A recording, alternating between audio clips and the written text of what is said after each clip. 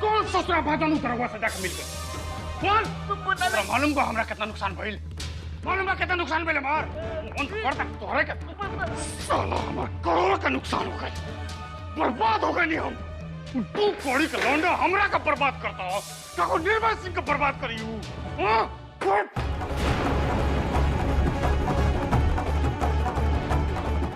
दरोगा, तारा ये दुश्मनी बहुत महंगा पड़ी, एकर बहुत भारी कीमत चुका के पड़ी दरोगा, बहुत भारी। मेहमान, राउर घर पे सब ठीक ठाक बानू?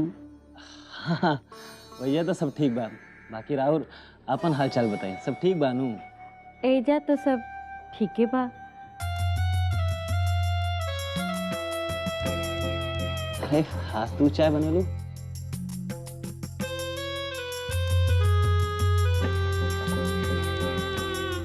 ले। पहले जब मैं एजा आवत रहली तो आशा भौजी रोज सवेरे सवेरे हमरा के चाय देत रहली, बाकी आज आशा भौजी दिखाई ना देत रहली। कहाँ बाड़ी आशा भौजी? वो अपन नैहरे चल गई है। कब? आज है भोरे भोरे। काहे कौनो बात हो गई का? काल है उनकर भाई हमनी पर ऐसा पुलिस कंप्लेन कैलन और आज भौजी ओइजा चल गई। आजकल के मेहरारू लोगन पे केकर बस बा, जब मन आए चल जाए, जब मन आए आ जाए। हमने तो बस खाली मूरत बन के देखत रह, और ही का। आशा भौजी तो ऐसन औरत नहीं खे। अरे प्रोफेसर साहेब, ई थाना ना है और ई रउआ कोनो थानेदार ना है जोन इतना पूछताछ करतानी। अगर रउआ हमनी पे भरोसा नहीं खे होता भौजी घरे फोन करके पूछ सकतानी, बुझाइल? अब चली चाय पी, पाला होता। अरे हमार कह के मतलब ना रहे सुमन, अब हम तो बस यह कहना चाहता नहीं कि सब भौजी अब पहले जैसन औरत नहीं खे रही। चाय बढ़िया बना लू।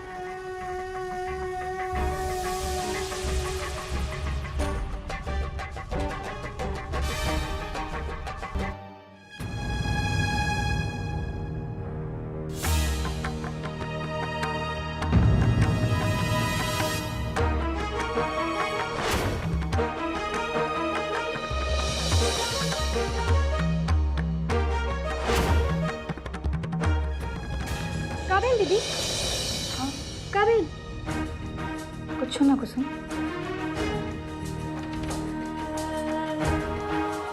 तू हमार सुहाग छीन ले लू चंदा।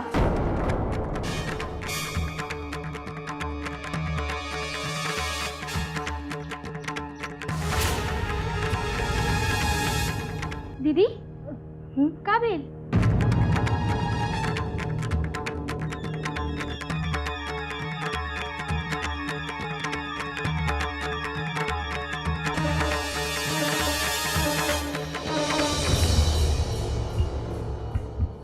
कुसुम का दीदी, यह आदमी कल राती के दिखल रहा है, पता ना बंदूक लेके केकरा के खोजत बा।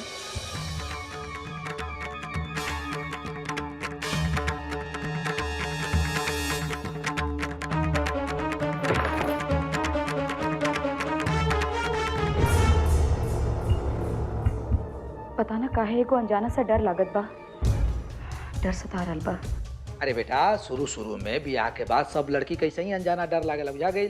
ओकरा बाद सब अपने आप ठीक हो जाला, घबरो मत, ठीक हो जाए, बुझा गई? चल। हमार ई बियाह हमरा के कौन तरह के भविष्य दिखाई।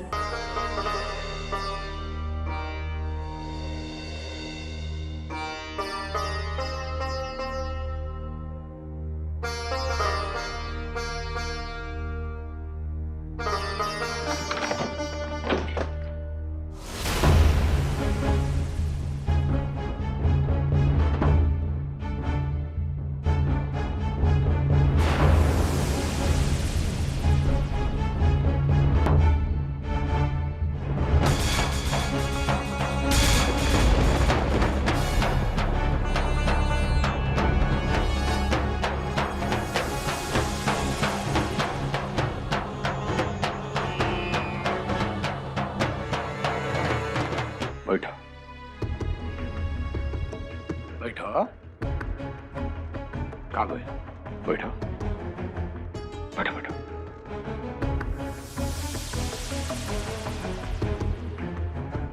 कैसे बताई हम दरोगा के एगो बुरा खबर बा। यासवा के भाई दरोगा हमरा के बहुत परेशान कर रहा बा। ओकरा के कैसे भी करके ठिकाना लगावे के पड़ी। अरे तो जैसे माधव के ठिकाने लगा दे रहा वैसे नहीं दरोगवा के कोनो इंतजाम कर दा।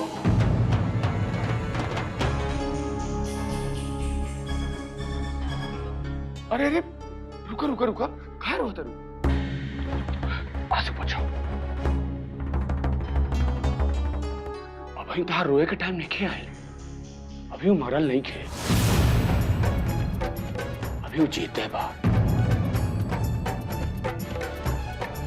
बाकी का कहीं बहुत जल्दी होकर मरे के टाइम आ रहा बा। हमरा बहुत दुख हो रहा बा कि वो बहुत जल्दी ही खत्म हो जाए। अरे अरे तू काहे रोत रू? तहार आंसू तो हम पोंछ दे बाकी हमार दिल के दर्द तो समझा। हमार आंसू के पूछी।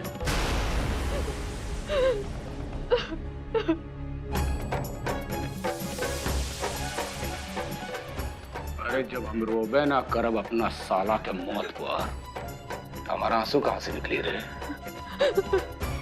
हाँ? हम तो पत्नी वर्ता पति बन के तोरा आंसू पोछा। कहे कि तोरा तो बहुत रोए के बा। हाँ? पोछब कि ना पोछब? पोछब कि ना पोछब रे? और ठाकुर साहब तुम हमारे भाई संगे ऐसे न करी। हम हाथ जोड़त पानी नादान हमें हम समझाए बोकरा के। वाह रो हमार समझदार पत्नी। तो समझाओ समझाओ ओकरा के कि हमार करोड़ों के नुकसान कर दिला के ओकरा के हर्जाना भरे के पड़ी। और ओकर हर्जाना ही बा कि ऊ हमरा सामने समर्पण कर दे। ना कर के माफी मांगे ऊ दूध कोड़ी के लौटा। ना तो आज ना तो काल ओकरा के पाई के बुझाइल तो ना। बुलाओ अपना भाई के छो। बुलाओ ये ओकरा के। अरे घबरा ना तू तो पति वर्ता पत्नी हो नू। तहार तो फर्ज बनेला जे भी तारा पति के नुकसान पहुंचावे तू ओकरा के नुकसान पहुंचाओ। चाहे वो तहार सगा दुलारा इकलौता भाई का ना होके। ये नु पत्नी के धर्म तो धर्म के पालन करो। तो ओकरा के बुलाओ समझ ली। बुलाओ ओकरा के हम ये मारब। पकड़ पकड़।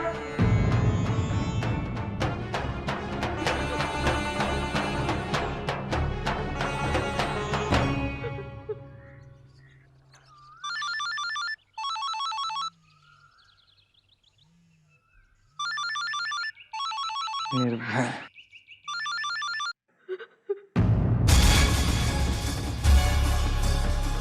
अब तहरा से कोनो फोन पर बात ना हुई निर्भय। आखिरी मौका भी गंवा डाला तू ससुरा। कोनो बात ना। अब हम जाके ओकरा के घर पर जाके मारब और तोरा कुल खानदाने पे खत्म कर दूंगा।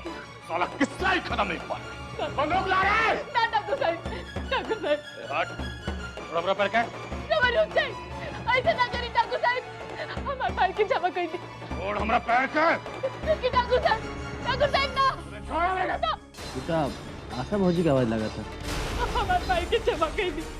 ओके संगे क्या खमा रे? पैर छोड़ पैर छोड़ पैर छोड़। ना ठाकुर साहब हमारे बात सुनी। जमा रुकी ना हुआ। हमारे बात सुनी।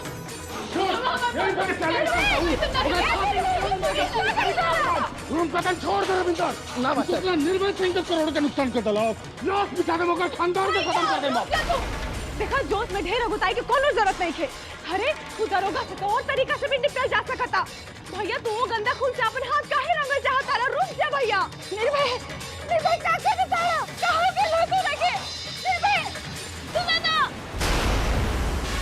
और दुश्मन।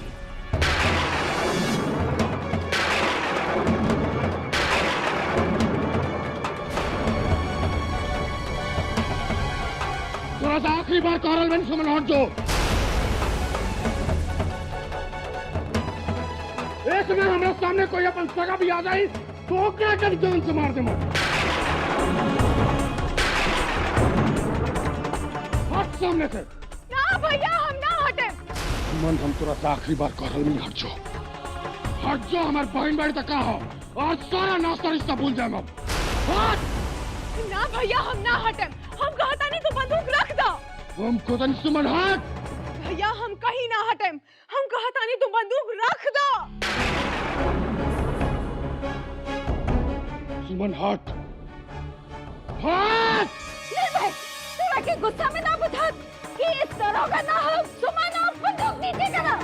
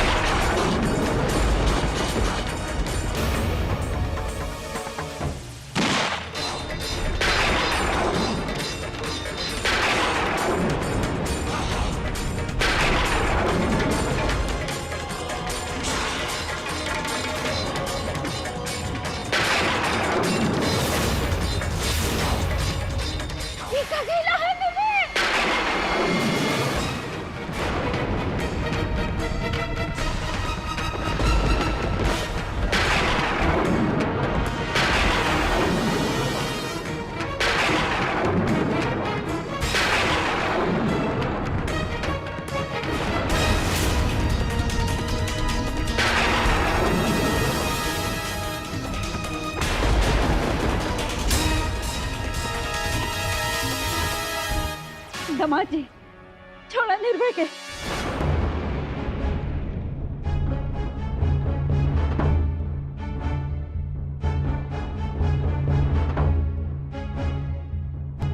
जोश होश खोए के कोनो जरूरत नहीं है, बुझाइल।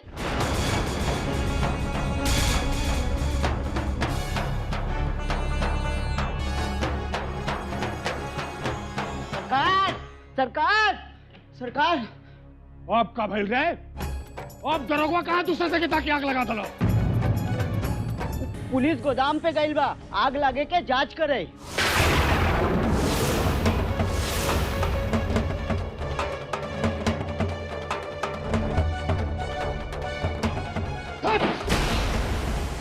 साला पुलिस वाला सन कभी घुस गया। अरे पुलिस के मामला तो तू सुलझा ही ले। हमरा के मालूम बा कि हाथ जोन तू बंदूक उठा के कैला हा, वो ठीक ना कैला हा। ये हाथ कुछ हो जाए, बड़का केस बन जाए, तोरा के मालूम बा।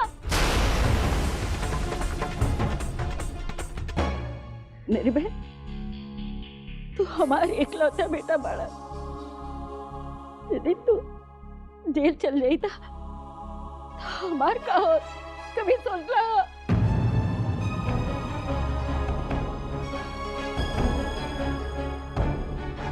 इमरती, ये दोनों बंदूक उठा के हमारे कमरा में दे दा। हम और कोनो लफड़ा न चाहिला।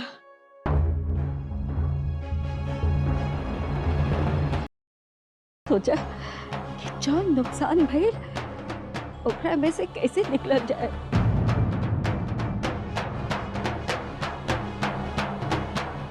कुछ तो ऐसा बात बा जे हमरा ना बुझा रहा या फिर हमरा से छिपावल जा रहा। अब आशा भौजी ही सच्चाई बताइए।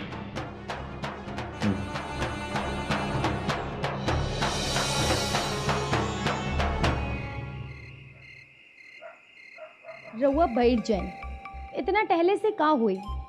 रउआ के पास दरोगा के ठिकाना लगावे के इतना साधन बा, लगा दी दरोगा के ठिकाना। अगर और कुछ नहीं तो मंगले सिंह के बुला लें। का है ना, हम अपन पुरान समर्पित कार्यकर्ता है कैसे बोल सके नहीं। बहुत बढ़िया सुझाव डालू।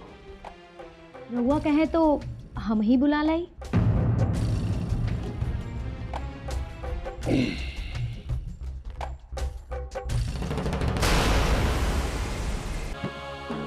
हिम्मती हमारे को काम कर दा, कैसे नो कई के दरोगा तक लिए खबर पहुंचा दो कि ओकरा जिंदगी के खतरा बा, वो तनी ध्यान से रहे। कैसे ठकुराइन हम ही हवेलिया के बाहर जाए तो लोग पूछेन कि हम कहवा गए रही। तो मौका देख के ओकरा के फोन कर दा। फोन? हमार जिंदगी बर्बाद करके कौन मुँह लेके आयल बढ़ाई जा। हम आयल बनी ये देखे खातिर कि तू हमरा के कितना याद कर लो। अच्छा ये कहा कि तू इजा आयल बड़ा हमार दुख के मजा लेवे खातिर। के बाद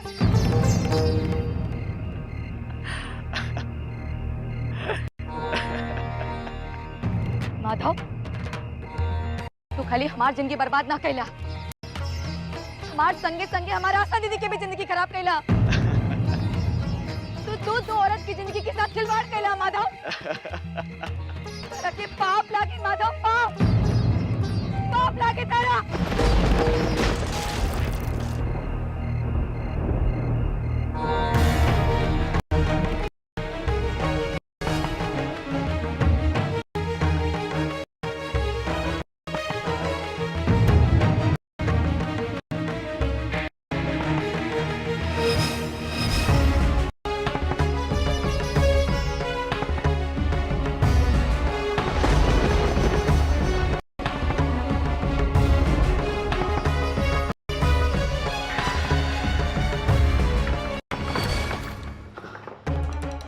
सपनों में अब माधव के हमार घर में आए की इजाजत नहीं की।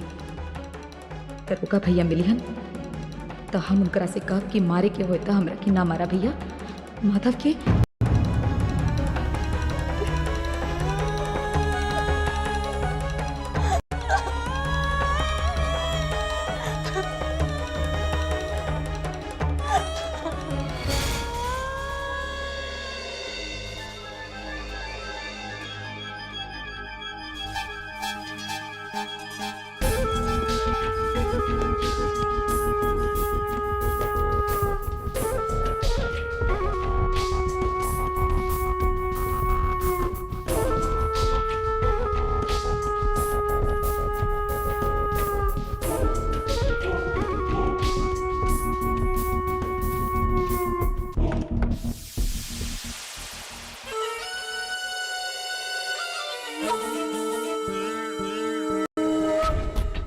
रउआ खातिर चाहे केहू जितनो बरत उपवास कैले, बाकी रउआ तो तबहिए अइहन जब रउआ चाहिहन। काहे इतना इंतजार करावेला ठाकुर साहब?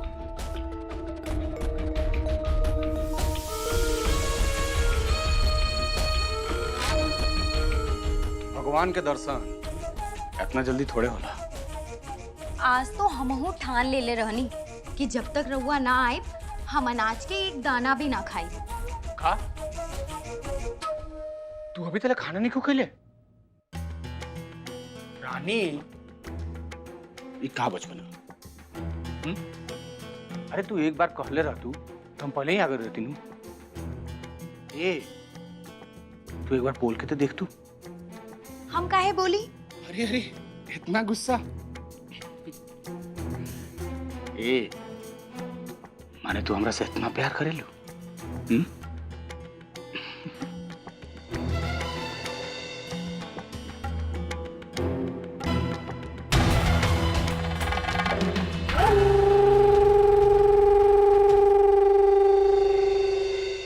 देख चंदबा तोरा एक बार ना 1000 मर्तबा हम कहनी कि तोरा उजा अकेले नहीं के जाए का बुझाई हैं? लोग का कही रे कि नहीं की दुल्हन बिया ये केने केने घुमकड़ा मार दिया, न जाने कहां से चलल आवतिया, केकरा से मिल के आवतिया। अरे लोग तोरा ऊपर शक करी बुझाइल। हमरा के केकरो से मतलब नहीं खे बाबूजी, और हवेली के लोग ऐसा नीच लोग नहीं खे बाबूजी क्यों हमरा ऊपर शक करी। देखा बाबूजी, जौन लोग एगो लड़की के इज्जत बचौलन, इतना उदार लोग एगो लड़की के चरित्र पर शक करी ना बाबूजी। बाबूजी, हमरा के आशा दीदी से मिले के बहुत जरूरी बा, ना तो पता ना क्यों कि जिंदगी बर्बाद हो जाई बाबूजी। बाबूजी हमरा के ये जो हमार जिंदगी बर्बाद होता।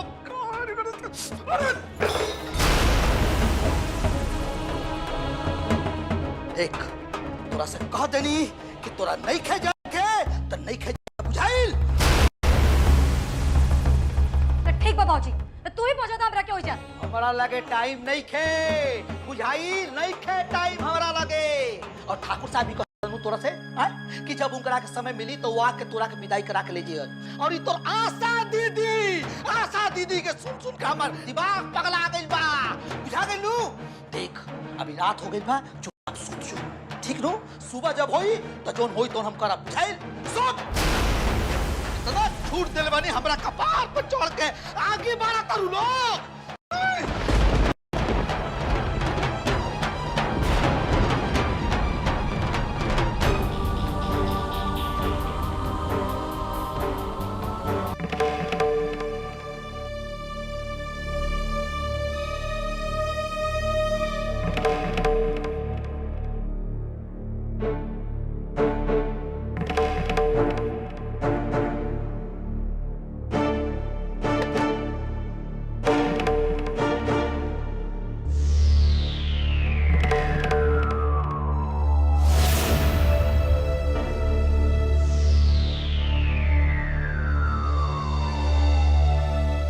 केकरा के फोन करत बाड़ू इमरती?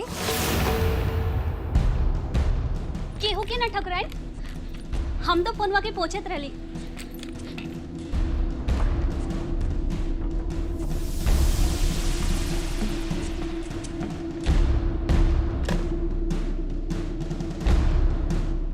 ये कौन टाइम बा साफ सफाई के? रख।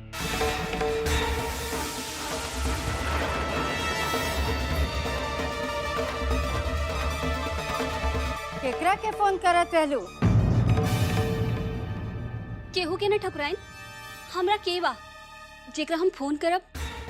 इहे से तो कहत बानी कि आज तक ले तो तू कभू फोन न कैलू, आज कैसे नंबर डायल करत रहलू? ए, हम पता लगाए पे उतर आए तो 1 मिनट में पता चल जाए कि केकरा के फोन लगावत रहलू। ऐसे खुदे साथ साथ बता दा कि केकरा के फोन करत रहलू।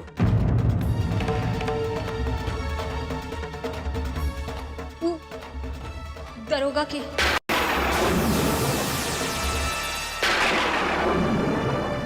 दरोगा दरोगा दरोगा, हमार नौकरानी होए के हमने के दुश्मन से बात करे खातिर फोन लगावत रहलू। और ओहे ई रतिया के बेला में ओरे ई कुल का हो रहल बा हमार हवेली में? एकरा के सह पे ई कुल करत रहलू, ऊ असवा के सह पे दरोगा के फोन लगावत रहलू। कमाई वासवा के सहकाला पर दरोगा के फोन करे के हिम्मत कले सिद्धू करे के नौकरानी। ए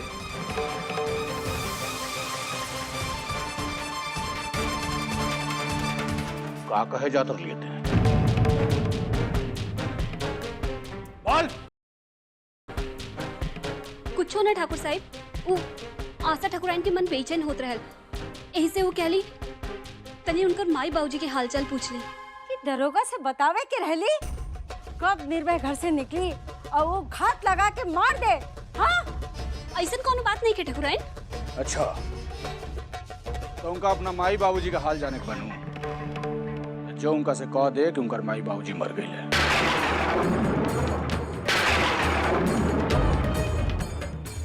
जो जो दिलियन खड़ा का है भाई? अब भाई जो भाई जाके बोल। चल चल बढ़ बढ़। एक मिनट रुक रुक, ते मत जो। हम खुद ही महारानी जी को बुलाओ था। आशा, ओ आशा, अरे ओ हमार दुलरुआ मेहरारू, अरे जल्दी आओ, बहुत बड़का खबर बता रहा खाती। आओ आओ। आ गई लो। चल बोल बोल, जौन हाल चाल तोरा मालूम भइल ह, बताओ महारानी के। ठाकुराइन, रउआ के माई बाबूजी का भाई अकलात का बैठ रहे? बोल। इमरती का भइल हमार अम्मा बाबूजी के? बोला ना। मर गई ने।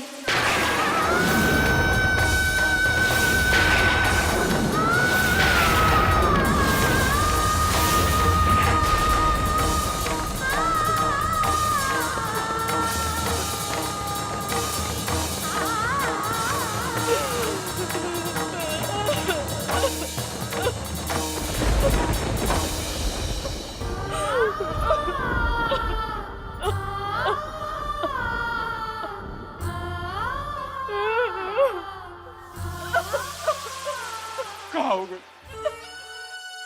अब जन हो के रहा तू तो हो गए, कहा कल जा सकता। हमार सास ससुर मर गए,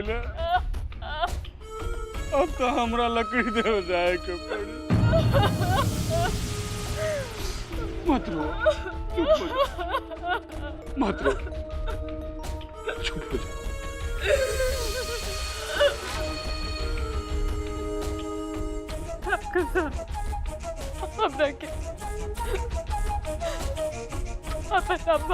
के लगे जाए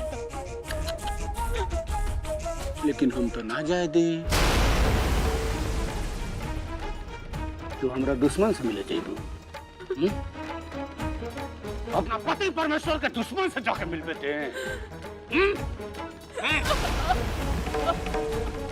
आज तोरा एगो चुने के पड़ी दोनों में से, या तो अपना सुहाग के या अपना माई बाप के। बुझाई?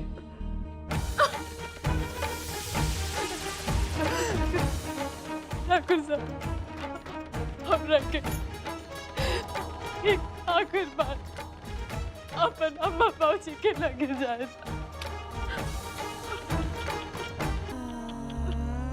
लेकिन हम ना जाए दे। हम तो कहतानी कि तहरा खातिर तहार माई बाबूजी लोग हमेशा खातिर मर गए। तहार पति परमेश्वर कहत बाड़े कि अब तू अपना माई बाबूजी के शकल कबो न देखो। और भाई हमनी के दुश्मन बा, तू हमरा बहन के थाना पहुंचौलस, तोर ननद के थाना पहुंचौलस। अपना ननद खातिर कुछ फर्ज बनेला किनारे तोर? बोल ना। ये बताओ, उठ उठ, ये बताओ कि जब वो लोग हमारे दुश्मन बा तो फिर ते ही मर्दिया के काहे खाली हुआ फोन करेगा। और तो ठीक बा, माई निर्णय हो गई। अभी कितनो रोवस गावस, कितनो बिलखस कल्पस, अभी कहीं न जाइए।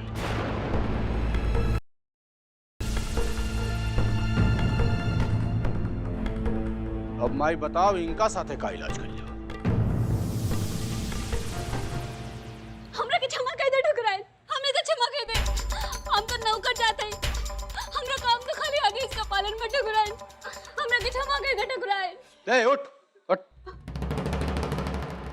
आदेश के पालन तो ठीक बा। माई इनका के अभी घर से बाहर ना निकालल जाए, इनका से आदेश के पालन करवाओ जाए। तो चल आदेश का पालन कर। चल फोन उठाओ। अब फोन उठा के दरोगा के फोन कर और पता कर कि वो कहाँ छिपल बा। चल।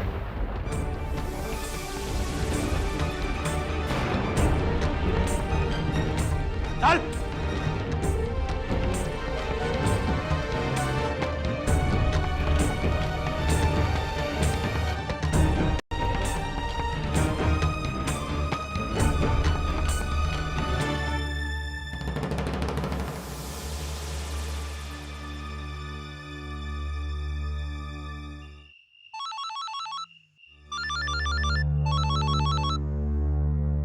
निर्भय के हवेली से फोन।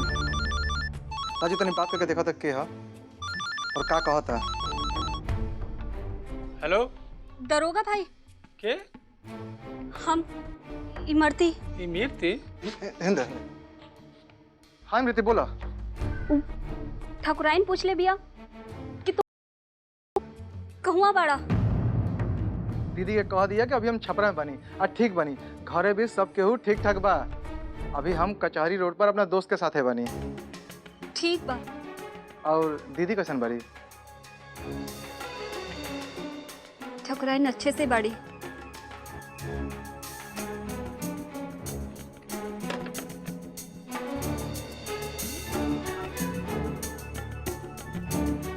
आज के बाद तू आशा से कबहू न मिलबू।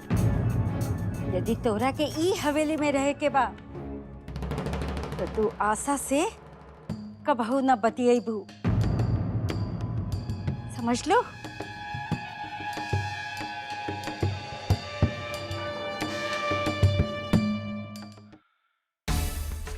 राजू, हमरा दीदिया के न्याय दियावे के बटे। ओकरा ऊपर जौन अत्याचार निर्भय कैले बटे ना, ओकरा के हमरा सबक सिखावे के बा। हम तोहार हर तरह से मदद करब। आशा दीदिया हमरो बहन बड़ी, हमरा से जौन बन पड़ी तौन करब।